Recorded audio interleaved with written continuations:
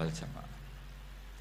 Tadi Gus Azaim cerita betapa pentingnya para pendiri, para muassis yang diibaratkan sebagaimana pohon. Saya masih ingat Dawe Mbah Mun. Saya nanti cerita mas saya sebentar, terus cerita kitab Al-Ataqoh As-Somadiyah dikarang Said Muhammad, fawaidnya maksudnya. Kalau Islam Arab, ini kata Mbah Mun, kalau Islam Arab itu contohnya kayak pohon kurma, jadi kuat. Dan wajah tasbihnya itu di daunnya tidak jatuh. Tapi kalau Islam Indonesia kata Mbah Mun itu kayak padi, jadi ya agak doyong-doyong sedikit gitu. Jadi untuk menghadapi angin besar itu pilihannya dua, Anda kekar kayak kurma atau fleksibel kayak padi. Jadi ya doyong-doyong sithik gitu. Ada koruptor sowan, salam templeknya ya diterima gitu. Ada calon bupati cantik ya didukung, pokoknya agak-agak doyong gitu. Tapi baru kayak doyong itu nggak bisa roboh karena fleksibel. Jadi kazar in akhraja syatahu, jadi ada dua tamsil. Karena memang menghadapi orang fasik, orang dolim ini kita sebagai ulama itu ya kebingungan. Ini mungkin Ki Afif bisa bahsul masail ini. Karena pertanyaannya gini, saya berkali-kali digojlok sama bapak saya. Berteman orang fasik hukumnya gimana? Pasti dijawab haram. Tapi kalau pertanyaannya dibalik, membina orang fasik hukumnya gimana? Baik. Dan bisa membina kalau berteman.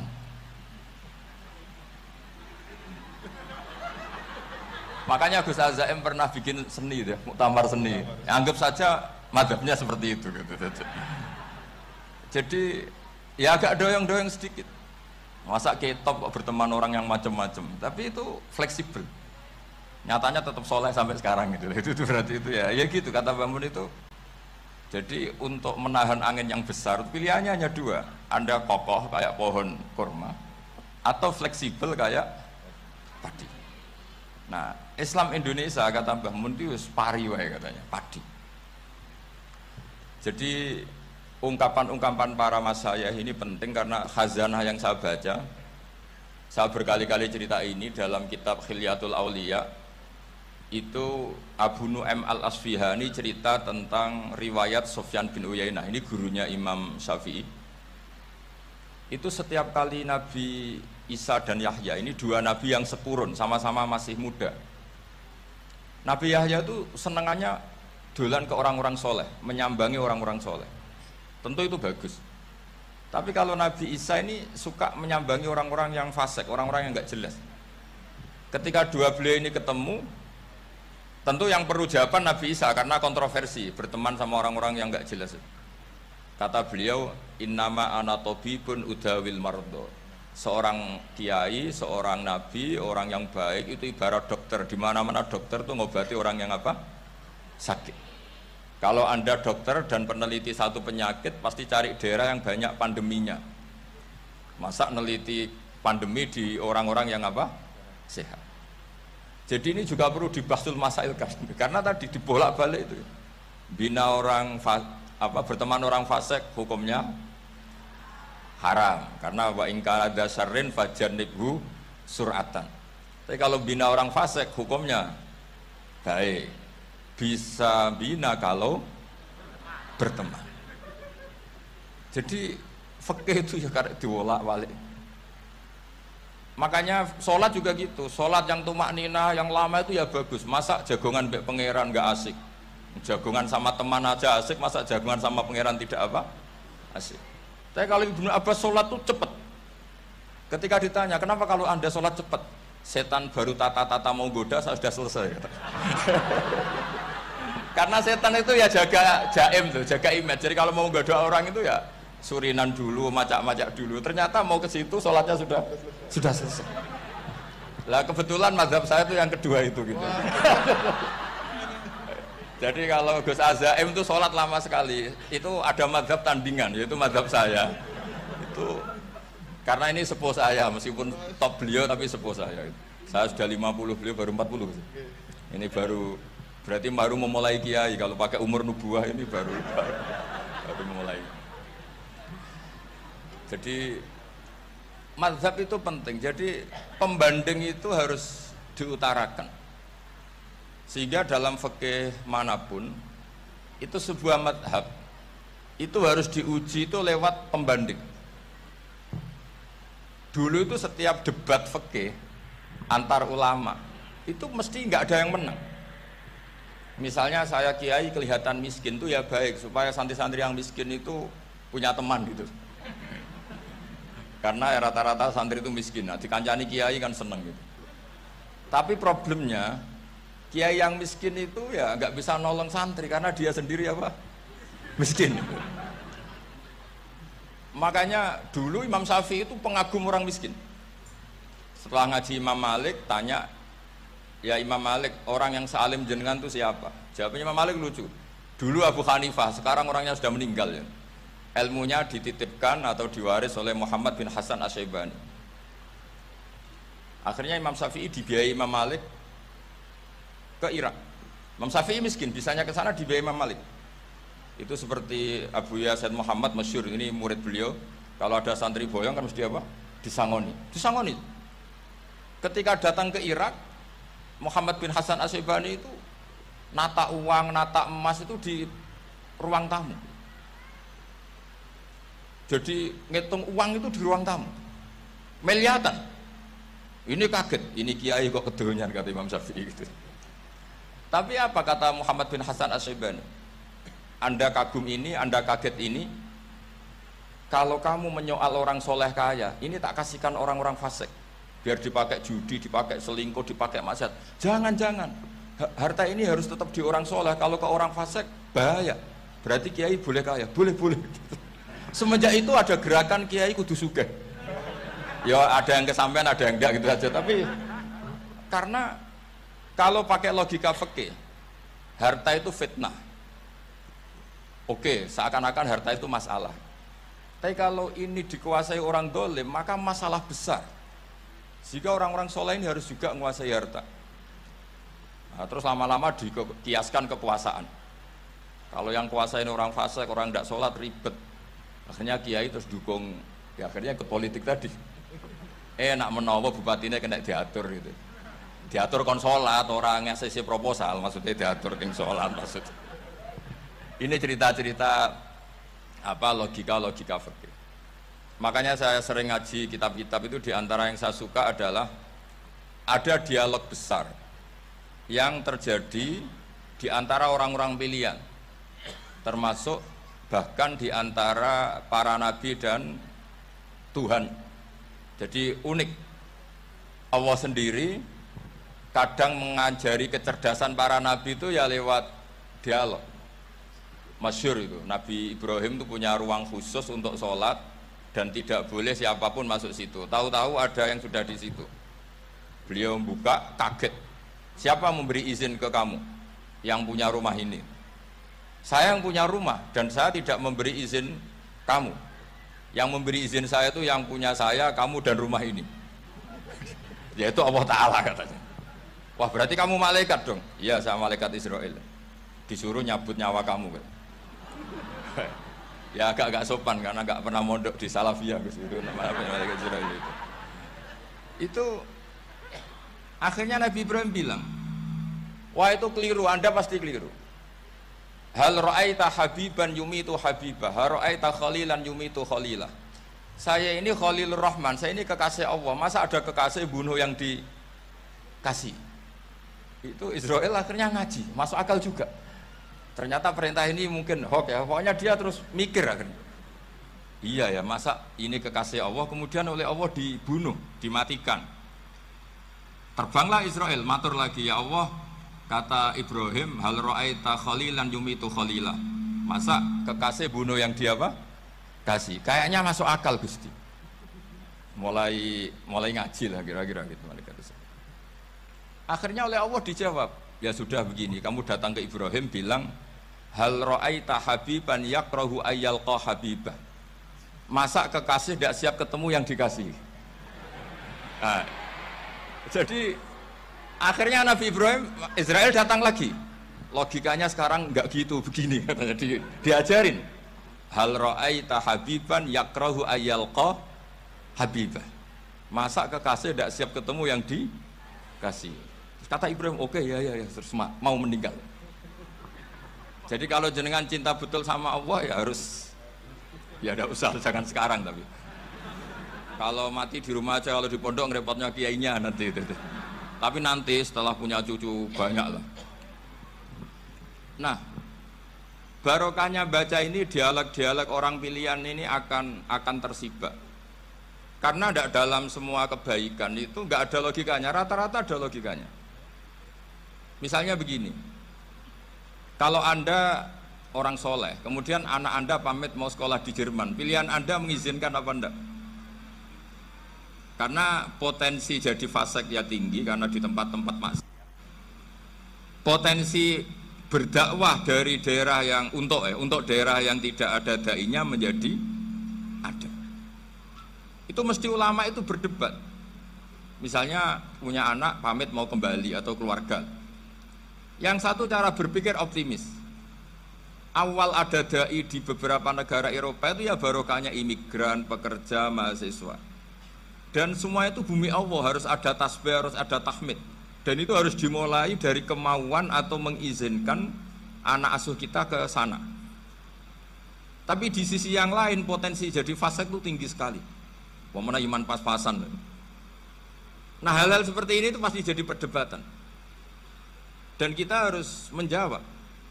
Dan tadi kayaknya di semua Basul Masail, Pondok Salafiyah jawabnya pede semua, nggak ada ragu, nggak ada khilaf. Baguslah kalau pede. Meskipun nanti mungkin ada ulama lain yang cara berpikir apa? Berbeda. Sehingga ini saya cerita ya. Sehingga di kitab-kitab fikih, misalnya saya kok hidup di Bali sudah punya komunitas ngaji. Itu kok saya pindah ke Sukorejo sini. Banyak ulama yang mengatakan haram. Karena membiarkan bumi Allah yang sudah pernah ada orang yang sujud kemudian ditinggalkan kosong dan kemudian dikuasai orang yang tidak sujud. Jadi dianggap itu pembiaran. Jadi banyak di kitab Qalyubi, sarahnya Mahali, jika ada seorang muslim yang hidup di negara orang kafir, dia nyaman, tidak dapat teror, itu nggak boleh lagi pindah ke negara Islam yang sehat. Karena takutnya li'alla yastau li'al kafir tilkal buka, supaya bumi itu tidak dikuasai orang kafir. Jadi ini hal-hal yang para fuqaha itu harus berdebat. Karena ini masalah-masalah furu'iyah. Sehingga mulai dulu ya banyak ulama yang nyun sewu berpolitik. Mulai Wali Songo sampai sekarang alhamdulillah yang minat banyak. Mungkin bedanya ikhlas sama tidaknya. Tapi kalau saya pernah dikeluhin utusan dari ya komunitas. Islam Indonesia itu dulu itu ceritanya banyak yang dari Kamboja. Kalau dulu orang cerita itu orang Cempa. Itu setelah di Indonesia besar Wali Songo dan Brawijaya 5 itu sudah mulai oleng, itu singkat cerita mereka berpikir ingin bikin kerajaan apa? Islam di Demak Mintoro dengan raja pertama yaitu Raden Fatah, karena Raden Fatah ini putra Brawijaya. Padahal setelah jadi kerajaan ini era cucu sudah konflik berebut kekuasaan. Akhirnya sampai jadi Jipang, jadi Jogja, jadi Solo dan seterusnya. Tapi kata Mbah Mun itu tetap barokah. Karena orang Islam terus terbiasa mimpin. Sekeliru-keliru sidik, pokoknya orang Islam biasa mimpin. Sehingga zaman Mbah Hashim ya sudah mimpin Masumi, zaman Kiai As'ad pengaruhnya besar, sampai sekarang Kiai-Kiai pengaruhnya besar. Nah barokahnya Kiai-Kiai pengaruh besar ini sampai moral jadi ukuran. Misalnya sekarang ada calon bupati kok nggak sholat, itu pasti kalah. Jadi sholat itu jadi tolok ukur untuk calon apa? Bupati. Meskipun mungkin punya efek pura-pura sholat, tapi nggak apa-apa lah. Sementing moral ini jadi ukuran. Sementara yang di Thailand, di Patani, itu karena dulu pelajarannya tasawuf, itu orang nggak ambisi mimpin dunia. Tahu-tahu dipimpin. Dan akhirnya nyuwun sewu ya saake Islam-Islam yang dulu terlalu tasawuf karena nggak punya pengalaman memimpin. Akhirnya lazimnya konsekuensinya hanya dipimpin. Tapi Islam Indonesia beda. Karena kulino mimpin. Itu akhirnya dari orang Islam biasa menjadi Islam yang sholat sampai Islam yang bisa ngaji itu bisa mimpin negara. Tentu yang paling populer dimulai Gus Dur. Jadi ini sesuatu yang barokahnya istihad para kiai, sementing Islam kulino mimpi. Jika di Indonesia itu barokahnya itu, kebaikan itu jadi tolok ukur. Ada orang kok terkenal koruptor atau terkenal nyuwun sewu selingkuh atau terkenal apa, itu pasti tidak jadi. Karena moral itu menjadi tolok ukur. Dan itu adalah politik para kiai. Jadi ini saya cerita, dan itu negara juga akhirnya untung karena seleksi agama sama negara itu sama-sama kiai ya bilang negara harus dipimpin orang soleh, negara juga bilang seperti itu. Nah, ketokohan-ketokohan para beliau-beliau ini yang maulah bekerja sama dengan umarok. Kita tahu dulu Pak Harto ya rawuh ke sini ketika Muktamar 84, rawuh ke Kiai As'ad, ketika mau kembali ke Khittah juga dirembuk oleh ulama dan umarok. Dan akhirnya ini menjadi negara yang alhamdulillah semoga selalu menuju baldatun thayyibatu wa rabbun ghafur. Nah, kemudian di sini saya tabarruk dengan Sayyid Muhammad, gurunya Kiai Haji Azaim. Saya mau cerita tentang amaliyah tadi. Saya sebetulnya nggak niat bacakan bab itu, gara-gara ada khataman jumlahnya banyak saya jadi pusing. Ini panitianya tanya, khatam betul apa enggak? Iya Gus, khatam betul. Tapi kayaknya saya tidak yakin itu. Karena saya ini kan dari pondok tahfidz itu. Biasanya anak khataman itu ya rodok bodoni itu. Dibaca buanter sing nyemak yang mendelok pojoke tok. Mergo kebanteren. Nah, akhirnya lafat-lafat yang di tengah itu enggak di apa? Baca. Tapi ya semoga dimaafkan Allah lah. Yang jelas itu enggak. Tapi saya mau cerita ya. Jadi cara berpikir Sayyid Muhammad ini nanti juga saya teruskan di Ma'had Ali. Ini saya baca ya. Di antara yang diyakini madhab Malikiyah, ini saya baca saja teksnya. Jadi ada riwayat namanya, kalau Sayyid Muhammad bahasakan itu Ataqoh Somadiyah. Kalau di Indonesia kadang orang bilang Al-Ataqoh Al-Kubro, yaitu dengan membaca surat Ikhlas. Di sini jumlahnya hanya 100 kali, Qila 1000 kali. Tadi berapa semua? 700 juta ini sudah susuk banyak ini. Di sini hanya 40, riwayat lagi 100, 1000. Terus sampean tadi berapa? 800 juta. Wah, ini sudah susuk ini. Itu anak cucu sampean pasti masuk surga itu kalau bisa. Ini saya baca, ini kitabnya Sayyid Muhammad ini. Suratul Ikhlasi wal Itqu minan nar. Akhrajat Tabraniyu fil Kabir an Firus ad-Dailami wa Ibnu Uftin Najasi.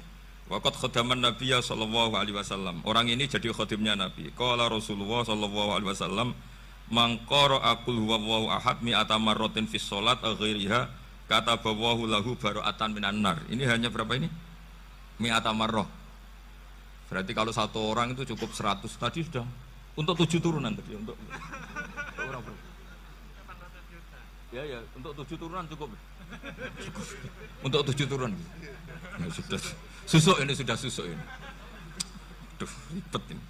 Nah, ini tak cari pembenarannya, ini supaya keren. Ini di halaman 188 Abwabul Farad. Warwa Ibrahim bin Muhammad Al-Khiyari fi fawaitihi an Khudzaifa marfu'an. Man qara'a qul huwallahu ahad alfa marratin faqad ishtara nafsahu minallah. Berarti 100, ada riwayat lagi 1000. Nanti tak carikan lagi yang berapa? 1 miliar mungkin. Jangan banyak-banyak. Nah, ini saya baca ya. Wa hadzal adatu huwa al-ma'rufu bi ataqatis somadiyah. Wa qad nassa jama'atun mutaakhiril malikiyah ala istihbabi ataqatis somadiyah wa haddu ala qiraatiha wa istimaliha. Minhum Asy-Syaikh Abdus Salam Al-Asmar sak teruse ini. Jadi kullu haula'i istahabbu ataqatas somadiyah ma'atirafi ba'dihim kal misnawi bisyidati fi hadisiha. I'timadan ala anna hadza minal fadha'il allati yutasahalu fiha. Faman sa'a yasta'milaha roja'a khusula ma fiha fala ba'sa bidzalik ala syarti alla ya'taqida thubuta dzalika anin nabi sallallahu alaihi wasallam hatta la yaqa fil kitsbi alaihi. Jadi intinya itu silahkan Anda bikin jumlah sesuai versi Anda. Yang penting Anda jangan kampanye kalau itu perintah Kanjeng Nabi Muhammad sallallahu alaihi wasallam. Karena kalau kamu atas namakan Nabi kemudian jumlahnya sampai 800 berapa? 8 800 juta, berarti Nabi mengajarkan masyakoh pada umatnya. Jadi cukup yang riwayat itu di sini hanya 100 sama 1000. Jadi kalau jumlah tadi untuk 7 apa? Turunan. Jadi kamu harus ditutup dengan doa, ya Allah, semua itu bukan untuk saya tapi untuk 7 turunan. Tolong catat ya Allah. Karena itu. Jadi artinya gini loh ya, orang Indonesia yang sering mempraktekkan Atakosomadiyah itu bukan tanpa dalil. Ternyata dalam mazhab Maliki, saya masih ingat ketika mbah saya kandung, bapaknya bapak, asmane Mbah Nur Syam, itu wasiatnya minta dibacakan 4.000. Yang baca pas itu ya bapak sama anak-anaknya. Dan kemudian alhamdulillah zaman akhir itu mulai agak ngawur. Kalau ada acara itu wong liya kon maca anake mlebu metu gak melok maca. Itu keliru, saya jamin itu keliru. Saya sering kalau mimpin di rumah, kalau yasinan di tonggo-tonggo kok anaknya gak maca, saya keluar. Bapakmu wong liya kon maca kata saya gitu.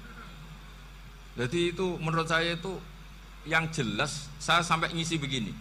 Yang ada riwayatnya itu idza mata ibnu adam min qata amaluhu ila min salasin shadaqatin jariyah au ilmin yuntafa'u bi awaladin sholihin yatullah. Itu tidak ada di hadis au kiyayin sholihin yatullah. Yang ada itu awaladin apa? Sholihin. Jadi anaknya harus ikut, kalau tidak ada usah kata. Akhirnya anaknya do wedi, nggih Gus nggih. Wah, akhirnya tak kei jagung paling akeh, kula mendet sithik. Wong aku ora anake kok. Kadang-kadang enggak, orang lain baca buahnya anaknya mau mlebu metu mau enggak no tamu mbek rokokan. Itu harus ditobatkan itu. Keliru itu. Karena nasnya bukan auqiyayin sholihin tapi awaladin sholihin. Ini bukan provokator, ini memang iya seperti itu. Nah, terus tentang tadi la ilaha illallah yang didawuhkan Gus Azaim. La ilaha illallah itu penting sekali, cuma saya mohon itu dielmoni lah. Jadi dulu kalimat ini menjadi spesial karena dielmoni, karena dimulai dari fa'lam annahu la ilaha illallah. Terusannya ayat tuh wastaghfir li dzambika walil mu'minina wal mu'minat. Saya ulang lagi ya. Terusannya ayat tuh wastaghfir li dzambika walil mu'minina wal mu'minat. Makanya menurut mazhab Sadili, kamu disuruh baca la ilaha illallah dulu, jangan istighfar dulu. Saya ulang lagi ya. Dalam mazhab Sadiliyah itu la ilaha illallah dulu, nggak boleh istighfar dulu. Alasannya masuk akal. Orang yang kafir 70 tahun itu sekali baca la ilaha illallah itu langsung yughfar lahum ma qad salaf. Sehingga la ilaha illallah sendiri sudah punya kekuatan supaya dosa kita diampuni. Qul lil ladzina kafaru iyantahu yughfar lahum ma qad salaf. Cara menghentikan kekafiran gimana? Dia melafadzkan la ilaha illallah. Ini kalimat yang begitu saktinya sampai orang yang kafir puluhan tahun itu dosanya semuanya terhapus hanya karena melafadzkan la ilaha illallah. Nah, makanya kata Abdul Hasan Asyadili wastaghfir li dzambika ay biadil kalimat. Seseorang sah diistighfar itu kalau melafadzkan la ilaha illallah. Misalnya ada orang kafir mati kafir, sah enggak anak cucunya mengistighfari dia? Tidak sah karena belum melafadzkan la ilaha illallah. Makanya kata Abdul Hasan Asyadili wastaghfir li dzambika ay bihadil kalimah. Sehingga lafadz ini spesial betul. Tapi kadang-kadang beberapa mursyid cara berpikir lain. Ini kalimah thayyibah harus dibaca orang suci, sehingga mendahulukan apa? Istighfar. Untuk supaya pas ngelafatkan kalimah thayyibah sudah dalam keadaan apa? Suci. Itu juga masuk akal. Tapi secara meyakinkan saya sendiri lebih mengikuti manhajnya Abil Hasan Asyadili karena alasannya tadi yang kafir puluhan tahun saja langsung luntur dosanya karena melafadzkan la ilaha illallah. Artinya la ilaha illallah sendiri sudah bagian dari istighfar. Nah, ya tadi buktinya fa'lam annahu la ilaha illallah terus wastaghfir li dzambika walil mu'minina. Jadi orang sah diistighfari itu setelah dipastikan sah tauhidnya. Jadi setelah tauhidnya sah yaitu la ilaha illallah baru sah apa? Diistighfari. Sehingga orang kafir, saya ulang lagi, orang kafir yang mati kafir anak cucunya tidak boleh apa? Tidak boleh menistighfari. Terus saran saya kedua, la ilaha illallah itu filosofinya itu nafyun li uluhiyati ghairillah wa isbatun li uluhiyatillah wahdah. Filosofi la ilaha illallah itu gimana? Menafikan semua selain Allah itu tidak Tuhan dan hanya menuhankan Allah semata. Nah itu caranya gimana? Caranya kita harus terbiasa ini, karena tadi saya dibilangin panitia ini rata-rata mustameknya atau mustamiatnya ini santri. Caranya gimana? Dilatih pakai logika. Saya berkali-kali cerita kalau ngaji, saya sekaligus kampanye. Allah itu Tuhan yang begitu fair. Untuk menjadi Tuhan, Allah mempersilahkan, ada kualifikasi Tuhan. Jadi boleh, dikompetisikan itu boleh, kata Allah. Gak apa-apa kamu ngaku Tuhan gitu, kata Allah. Tapi nak ngaku pangeran itu paling gak ya direputasi lah, ada verifikasinya lah. Dimulai dari apa? Ya kalau jadi Tuhan itu setidaknya bikin langit bumi lah, aturannya gitu. Jadi kalau daftar bupati ya daftarlah ke KPU. Masa tahu-tahu jadi apa? Tuhan kemudian tidak punya prestasi bikin langit bumi. Sehingga Allah itu cara ngendikan itu ya fair. Qul ara'aitum ma tad'una min dunillah aruni madza khalaqu minal ardi am lahum syirkun fis samawati. Coba yang kamu tuhankan selain saya, prestasinya apa? Ketika saya bikin bumi itu apa ikut bikin? Terus am lahum syirkun fis samawati. Kalau bikin langit, kalau nggak bisa ya urun lah gitu. Urun semen apa urun bego, pokoknya urun lah gitu. Urun ora, gawe bumi ora, ngerti-ngerti ngaku dadi pangeran. Kul hatu burhanakum. Jadi ya kan ya lucu kan, misalnya syarat kiai di Salafiyah kan keluarga Kiai As'ad, cucunya ngaji ngalim. Orang keluarga Kiai As'ad tuh muni, aku kiai utama di Salafiyah. Oh mesti di penjara ya. Lah yo gak gawe langit bumi, gak ada prestasi terus ngaku sebagai apa? Tuhan. Sehingga fair. Makanya saya berkali-kali cerita. Jubair bin Mut'im itu punya anak namanya Muhammad. Ini sudah orang alim, Muhammad bin Jubair bin Mut'im. Itu cerita awala Islami Abi. Mut'im itu orang pinter sekali. Saking pinternya dia jadi delegasinya orang Quraisy datang ke Rasulullah sebagai negosiator untuk membebaskan Asra Badrin, tawanan perang apa? Badar. Yang namanya disuruh itu pasti orang pinter. Tapi apa yang terjadi ketika nginep di masjid, karena zaman itu gak ada hotel, nanti jadi geger. Orang musyrik nginep di masjid hukumnya gimana? Bahsul masail tok. Zaman itu mau tidak mau, kalau sekarang kan ada hotel, kiai juga punya wisma. Apa yang terjadi? Orang ini cerdas sekali. Dan delalah Nabi pas sholat maghrib itu baca watur wa kitabi mastur sampai am khalaqus samawati wal ard. Ya kalau kamu jadi Tuhan ya setidaknya menciptakan langit bumi lah. Namanya jadi Tuhan ya ada persyaratan kan. Paling tidak punya reputasi menciptakan langit bumi. Atau kalau jadi Tuhan setidaknya reputasinya itu enggak diciptakan yang lain. Am khuliqu min ghairi syai'in. Ini jadi Tuhan kok punya bapak, punya ibu. Ini jadi Tuhan kok lahirnya di bumi. Ada tanggal lahirnya, ada tahun. Masa jadi Tuhan kok dulu buminya semuanya walhasil tuh. Akhirnya Nabi ketika salam sholat maghrib dia datang, ya Rasulullah, akalku habis oleh ayat yang barusan kau baca. Sudah saya Islam saja. Argumentasi selain Allah Tuhan itu batal.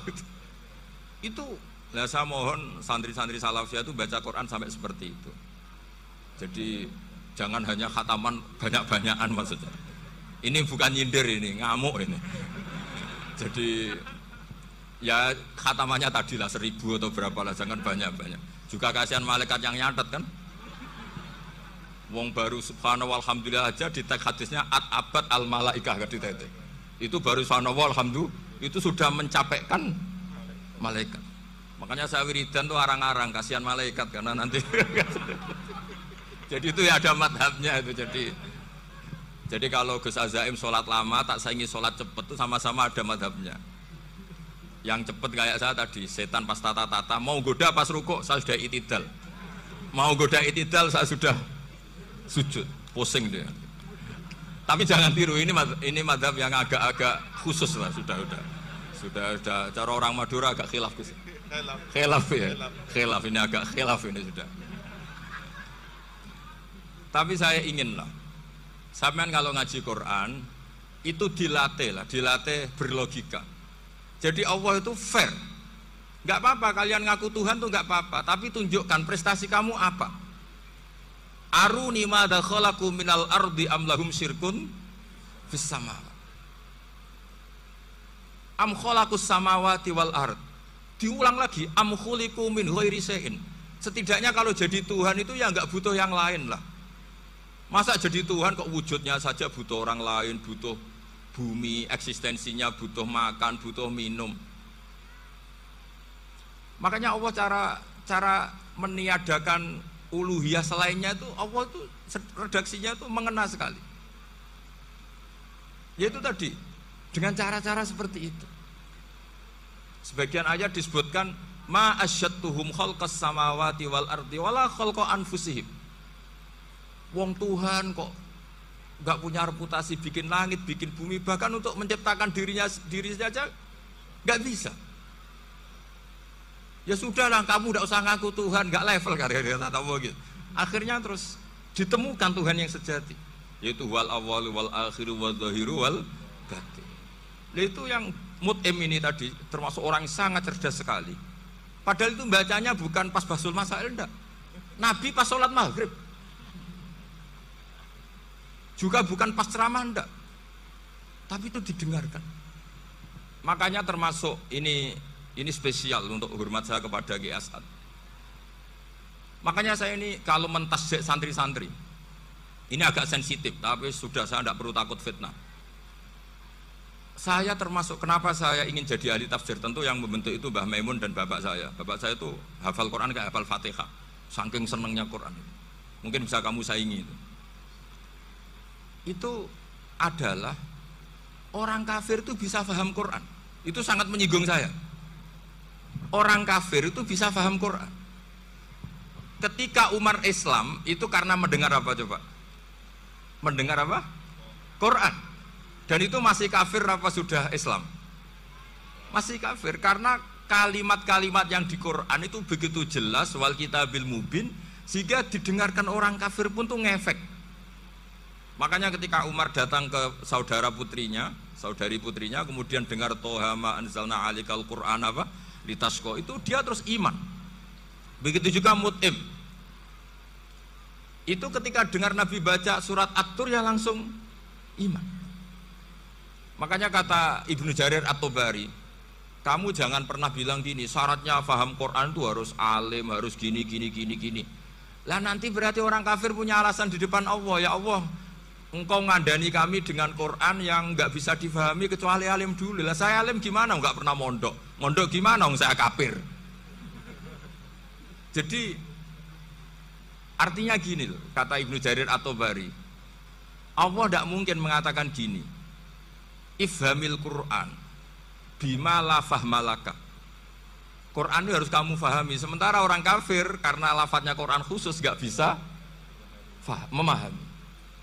Makanya Quran itu dibaca, itu banyak orang kafir yang menjadi muslim karena mendengar apa? Al-Quran, padahal kafir. Nah termasuk tadi Muhammad bin Jubair bin Mut'im ini itu menjadi Islam ya karena mendengar Quran, padahal dia saat itu masih apa? Kafir. Karena tadi logika, misalnya nggak paham secara lafadz Arab. Sekarang misalnya nyuwun sewu ada orang ateis. Saya pernah didatangi seorang ateis yang nggak percaya Tuhan. Saya mau Islam Pak Ba, asal Anda bisa menjelaskan Tuhan itu siapa. Coba Quran dibaca secara makna, tidak secara lafadz tapi secara makna. Begini misalnya, ada orang ateis datang ke saya, Pak Ba, saya mau Islam, asal Anda bisa menjelaskan Tuhan itu siapa. Terus saya tanya, ini ngajak goblok-goblokan apa pinter-pinteran, kata saya.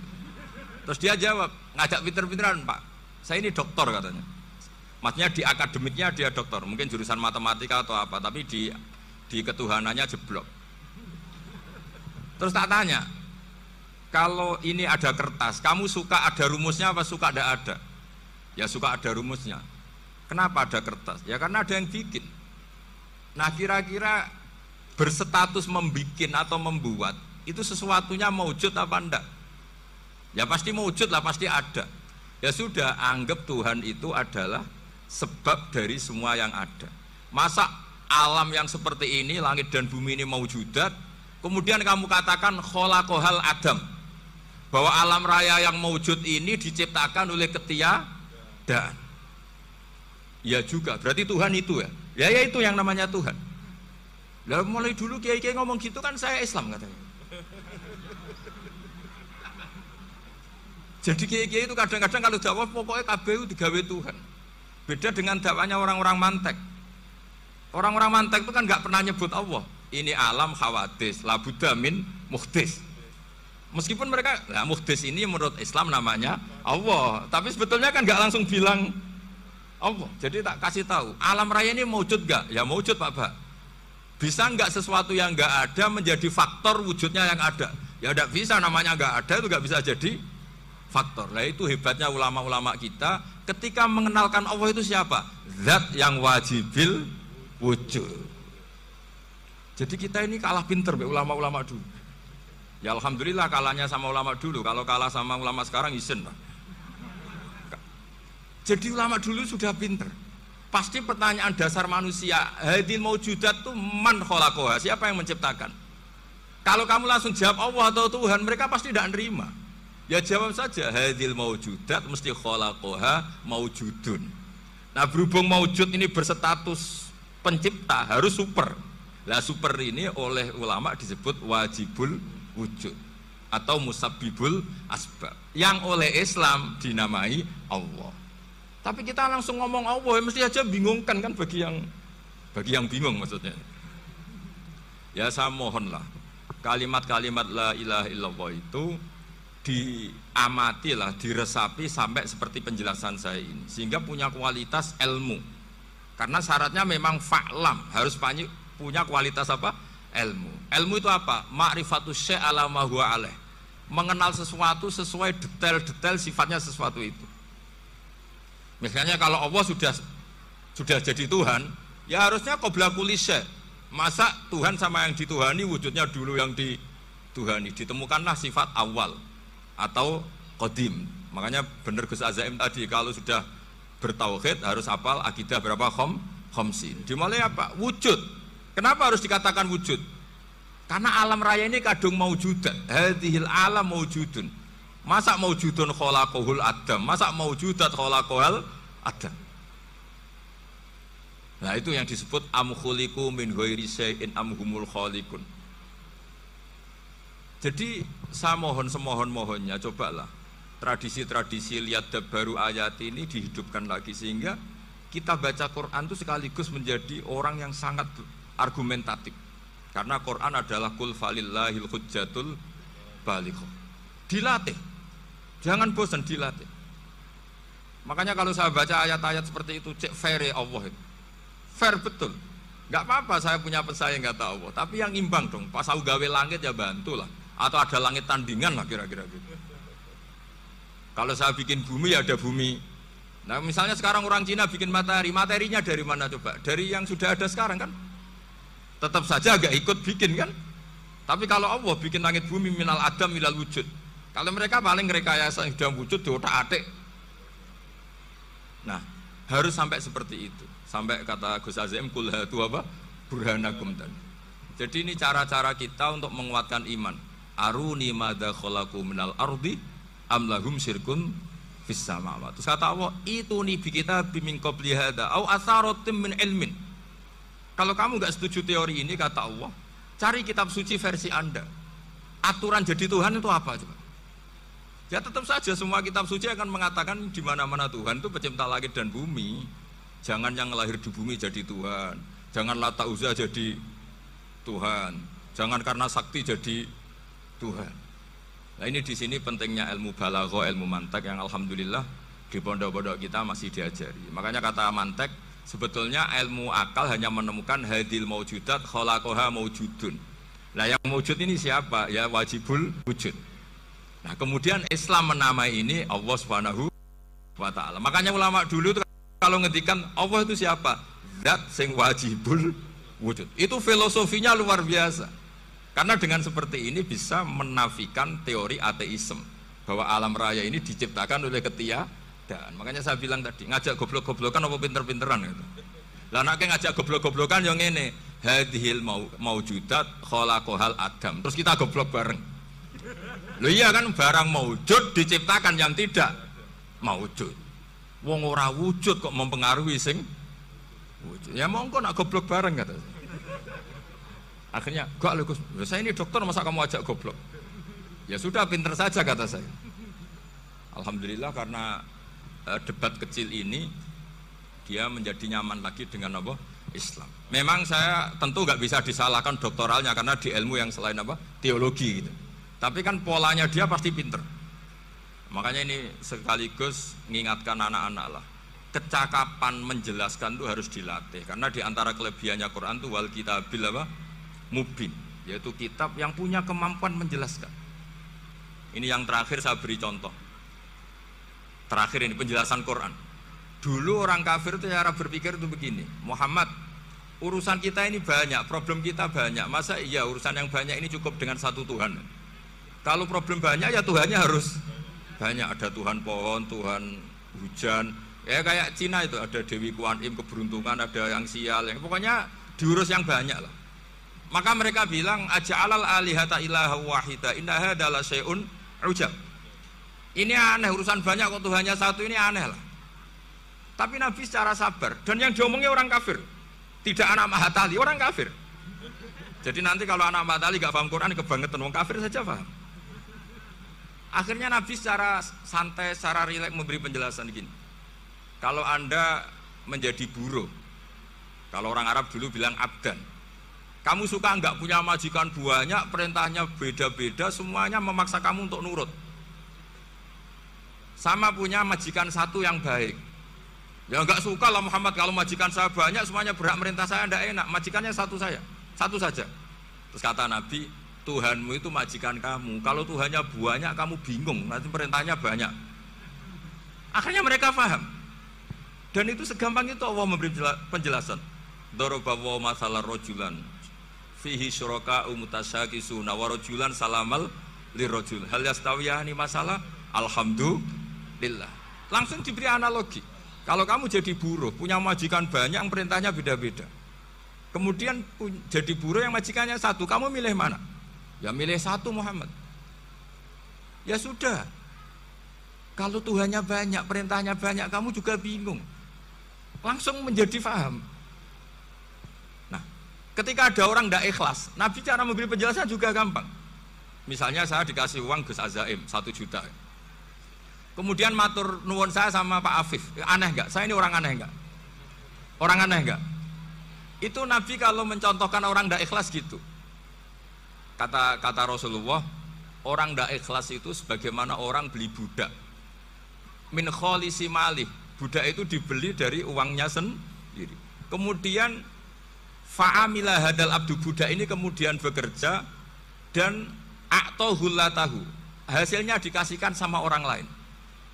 Terus Nabi memberi percontohan, ayasurrukum ayyakuna abdukum kadzalik. Apa kamu suka kalau budak kamu seperti itu?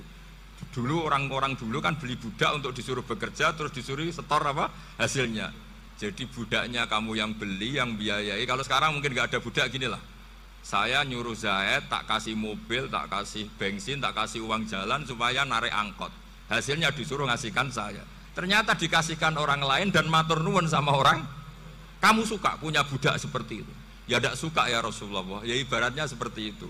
Bumi yang bikin Allah, nyawa kamu yang bikin Allah, semua fasilitas dari Allah. Kemudian kamu menyembah selain Allah. Segampang itu.